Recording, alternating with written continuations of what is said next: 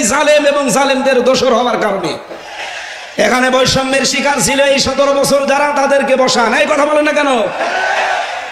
এবং এই 1628টা চেয়ারে যারা বসবে তাদের প্রত্যেকের হাত আমরা দেখতে চাই আবু সাইদের মতো এভাবে খোলা থাকবে। কারা কারা এটা চান দেখে?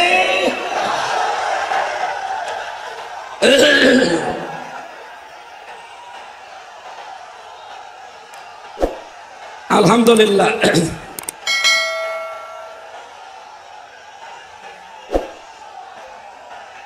এবার বসেন, আমি তো দাঁড়াতে বলি না, বসেন বসেন। আমাদের আজকের আলোচনার বিষয় আমি আরম্ভ করছি। যেহেতু হারাজন শব্দের ব্যাখ্যা বলছিলাম যে নির্ভীক হয়ে কথা বলা লাগবে, কে বেজার হবে কে খুশি হবে ওটা আমার দেখার দরকার নেই। আমি দেখতে চাই আমার আল্লাহ কি বলেছে, রাসূল কি করেছে। এই কথাটা বলেছিলেন 20 শতাব্দীর একজন মুজাদ্দিদ। এই যে এই বইটায় যার ছবি দেখতে পাচ্ছে, মাওলানা সাইয়্যেদ আবুল আলা মওদুদী রহমতুল্লাহ আলাইহি, তার এই কথাটা বিশ্বের হাজার হাজার লক্ষ লক্ষ মানুষের কলিজায় লেগেছে যে আমি ইসলাম মানতে গিয়ে কোনোদিন দেখিনি যে বাবা কি বলেছে, দাদা কি করেছে, পীর সাহেব কি বলেছে। না, আমি দেখতে পেয়েছি আল্লাহ কি বলেছে, রাসূল কি করেছে।